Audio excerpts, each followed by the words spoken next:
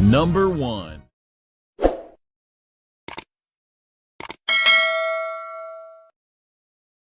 Hello साथियों, मैं सुमित देवगा फिर से आपको अपने YouTube channel study help with Sumit में आपका हार्दिक अभिनंदन करता हूं।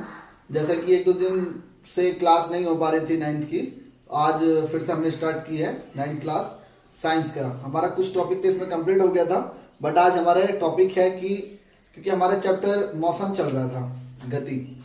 ठीक है, फर्स्ट चैप्टर है ये फिजिक्स में। एंड देन आज हम गति के समीकरण पढ़ेंगे, इक्वेशन ऑफ मोशन। ठीक है, आइए देखते हैं। आपकी फर्स्ट इक्वेशन है, गति की 3 समीकरण होती है, सभी को मालूम है। फर्स्ट समीकरण क्या होती है? त्वरण इज इक्वल टू वेग परिवर्तन अपॉन समयांतराल। ठीक है, ये समीकरण सबको मालूम होती है, लेकिन आई कैसे बनी, कैसे, ये बहुत इंपॉर्टेंट है कि ये समीकरण कैसे बनती है।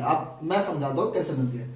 हमने पढ़ा था त्वरण ए इज इक्वल टू वेग परिवर्तन अपॉन समयांतराल। वेग परिवर्तन क्या होता है? v यानी कि अंतिम वेग माइनस प्रारंभिक वेग। प्रारंभिक वेग क्या था? u और अंतिम वेग v था, अपॉन t यानी कि उनका t के बटे में। एंड यहां से ये t इसके गुणा में जाएगा, a और t गुणा में जाएगा b माइनस u। अब देखो ध्यान से, यहां से b इधर ही रहने दो तो u इधर प्लस में जाएगा, क्योंकि u माइनस में है। जब भी कोई नंबर या कुछ भी संख्या माइनस में होती है, हम इजिकल टू के इस तरफ लेकर आते हैं, तब वो प्लस में होती है, और प्लस वाली माइनस में जाती है। तो यहां से u माइनस का था, प्लस का आ गया। इसको b बराबर u प्लस 80, यानी कि हमारी फर्स्ट जो इक्वेशन है वो है u प्लस 80। ठीक है, नेक्स्ट इक्वेशन हम देखते हैं।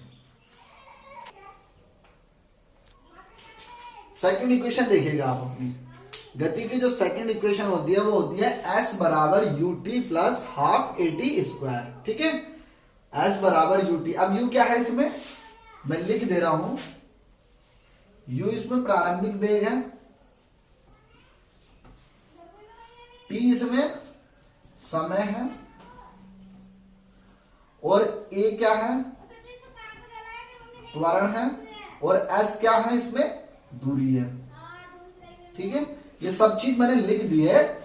तो इक्वेशन क्या होती है? इक्वेशन हमारी s बराबर ut plus half at square. ठीक है, और इसमें u है प्रारंभिक वेग, t समय है, a त्वरण है, और s दूरी है। ठीक है, हम थर्ड इक्वेशन देखते हैं। अब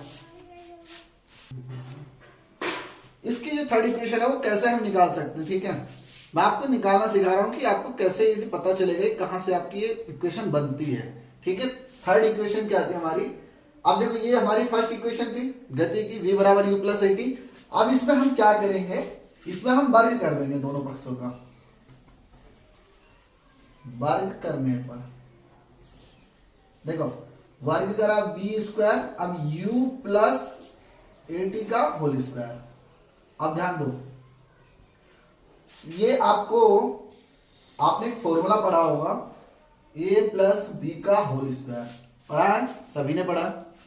a क्या है? इसमें u है, यानी कि u का स्क्वायर, b यानी 80 यानी कि a स्क्वायर t स्क्वायर। ठीक है, एंड बाद में क्या होता है? 280 होता है ना एंड में, a square b square plus 2ab, तो 2u80 समझ में आ गया?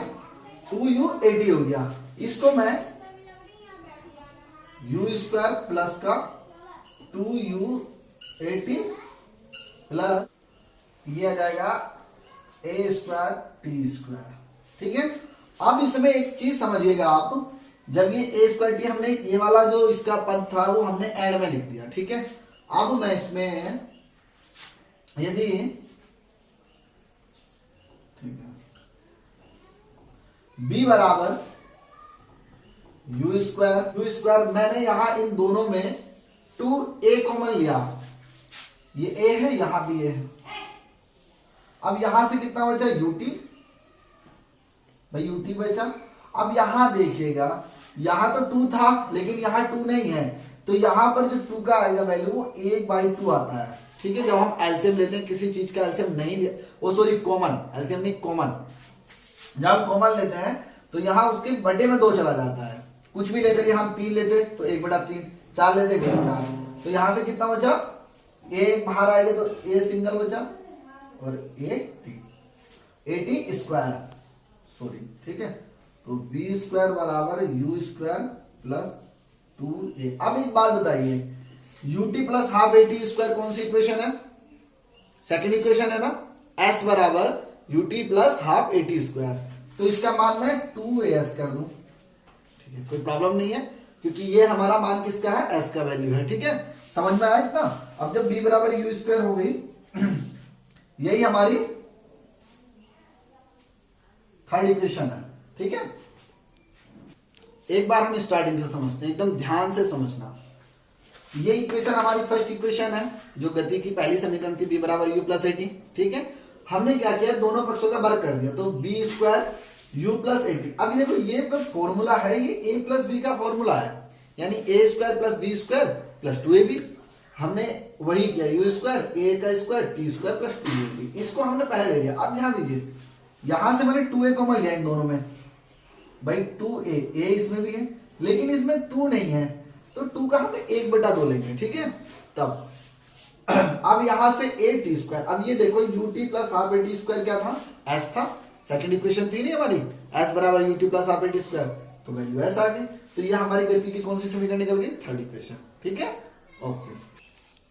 अब ध्यान दीजिए, देखो कुछ स्पेशल कंडीशन भी होती हैं, यानी कि इनकी विशेष अवस्थाएं, जो गति की तीनों इक्वेशन होती है ना, उसकी विशेष अवस्थाएं होती हैं, ये पढ़ लीजिए, ये थोड़ा मोस्ट है, और ध्यान रखें कि आपको जरूर ही इसमें जानना चाहिए कि क्या क्या हो सकती है। तो पहले हमारे पास यदि कोई वस्तु विराम अवस्था है और विराम अवस्था से गति करना प्रारंभ करे, तब इसका जो प्रारंभिक वेग होगा वह u होगा। मैंने पिछले अभी जब मैंने आपको त्वरण का आपको टॉपिक कराया था एक्सीलरेशन का, तब मैंने बताया था आपको एक्सीलरेशन यदि कोई विराम अवस्था में, विराम अवस्था का मतलब होता है जब कोई वस्तु कोई रुकी हुई है, जैसे मान के चलो कोई बाइक है, बाइक रुकी हुई है, यहाँ है कोई ए बिंदु, यहाँ पर बाइक रुकी हुई विराम अवस्था से, और वो यहीं से प्रारंभ करे, ठीक है, तो उसका प्रारंभिक वेग तो 0 होगा, है ना। यदि आपको क्वेश्चन बोलता है कि कोई वस्तु, गतिमान वस्तु 10 मीटर प्रति सेकंड के वेग से गति करना प्रारंभ करे, तब तो वो u प्रारंभिक वेग है 10, लेकिन जब बोले विराम अवस्था से प्रारंभ करता है तो u 0 होगा। तब इस कंडीशन में हम क्या लगाएंगे, u बराबर 0 रखेंगे, यानी कि फर्स्ट जो इक्वेशन है हमारी, फर्स्ट इक्वेशन क्या थी भाई? u प्लस 80 थी, सॉरी b बराबर u प्लस 80 थी, b बराबर u प्लस 80। अब u बराबर 0 रखेंगे तो 0 प्लस 80, तो b बराबर 80। ये आपकी हो गई फर्स्ट इक्वेशन। एंड आप देखो सेकंड इक्वेशन, सेकंड इक्वेशन आपकी क्या थी? सेकंड इक्वेशन थी s बराबर ut प्लस हाफ at का स्क्वायर। अब देखो u का वैल्यू 0 इंटू टी बराबर हाफ at स्क्वायर, s बराबर 0 इंटू 2 यानी 0 हो गया, प्लस है, तो बचा क्या? Half at square. ये आपकी सेकंड हो गई। एंड आप थर्ड यहां साइड में देखो, थर्ड क्या थी भाई? बी स्क्वायर बराबर यू स्क्वायर प्लस का 2as, ठीक है। बी स्क्वायर, यू की वैल्यू 0 तो प्लस 2as, तो v स्क्वायर बराबर 2as। ये आपकी थर्ड हो गई। ये तीनों स्पेशल कंडीशन है, हमेशा याद रखिएगा। जब प्रारंभिक वेग 0 होगा, ये आपको न्यूमेरिकल जब करते हैं तब बहुत जरूरत होती है इनकी, ठीक है। ध्यान दीजिए, मैंने समझाया है कि विराम अवस्था, यानी विराम अवस्था कोई चीज रुकी हुई, ठीक है, तब हम हमारी पहली इक्वेशन क्या थी? b बराबर u प्लस 80, तो v प्लस नहीं है, माय मिस्टेक, u है, तो u की वैल्यू 0, तो b बराबर 80। ये हमारी फर्स्ट इक्वेशन बनी कंडीशन के अकॉर्डिंग। सेकंड इक्वेशन s बराबर ut plus half at square थी, u का वैल्यू 0, तो t पूरा 0 हो गया, s बराबर हाफ at स्क्वायर। थर्ड हमारी v square u square is equal to u square plus 2s, तो क्या था? u की वैल्यू 0, तो v स्क्वायर बराबर 2s, ठीक है। नेक्स्ट हम देखते हैं, एक इसमें एक कंडीशन और होती है, जब वस्तु का वेग एक समान दर से घटता है, जब वस्तु का वेग एक समान दर से घटता रहता है, तब हम वहां a की जो वैल्यू होगी वो निगेटिव में रखेंगे। a यानी त्वरण होता है हमारा, तो उसकी वैल्यू हम कहाँ में रखेंगे, निगेटिव में। जैसे फर्स्ट इक्वेशन में मैं बोलूं, फर्स्ट इक्वेशन में यदि मैं बोलता हूं तो क्या होता है, b बराबर u प्लस आता था, लेकिन जब a माइनस का है तो 80, यही आएगा। और मैं सेकंड इक्वेशन देखूं, सेकंड इक्वेशन हम देखेंगे तो s बराबर कितना था, ut plus half eighty square था, लेकिन जब माइनस है तो हाफ एटी स्क्वायर। थर्ड क्या थी, बी स्क्वायर बराबर यू स्क्वायर माइनस का 2as। अब ध्यान दीजिए, देखो ध्यान दीजिए, जब वस्तु का वेग एक समान दर से घटेगा ना, तब हम क्या करेंगे, जो a का मान है वो हम हमेशा निगेटिव में रखेंगे, ठीक है। जैसे b बराबर u प्लस हाफ एटी होता था, हाफ 80 होता था ना, तो वहां a की वैल्यू हम निगेटिव में रखेंगे तो माइनस हो जाएगा। a यहाँ प्लस में था, माइनस रखेंगे तो पूरा माइनस हो जाएगा, यहाँ फिर माइनस हो जाएगा, ठीक है। ठीक है, नेक्स्ट देखते हैं। अब इसमें लास्ट इसकी कंडीशन एक और होती है बस, कि जब वस्तु एक समान वेग से चल रही है, जब एक समान वेग से चल रही है तो उसका त्वरण शून्य होगा। इसके जरा ध्यान से समझिए कि क्या बोलना चाह रहा है वो, क्या कंडीशन है। कंडीशन ये है कि एक समान वेग से जब वस्तु चलेगी तो उसका त्वरण तो निर्धारित रहेगा, यानी बिल्कुल शून्य होगा, और उसमें कुछ चेंज ही नहीं होगा, तो त्वरण कैसे चेंज हो जाएगा। त्वरण का मतलब क्या होता है, वेग परिवर्तन की दर को ही त्वरण बोलते हैं। जब इसमें वेग ही चेंज नहीं होगा तो त्वरण चेंज नहीं होगा, यानी त्वरण रहेगा शून्य, आपका एक्सीलरेशन शून्य रहेगा। समझ गए ना। जब कोई वस्तु का वेग चेंज नहीं होता है तो उसका त्वरण शून्य होता है, याद रखिएगा। तो हम a की वैल्यू क्या लगाएंगे, शून्य। तो पहली इक्वेशन क्या थी, b बराबर u प्लस 80 थी। अब a की वैल्यू 0 होगी तो b बराबर u ही आएगा, क्योंकि ये तो पूरा शून्य हो जाएगा। सेकंड क्या था हमारा, s बराबर ut plus half a T square.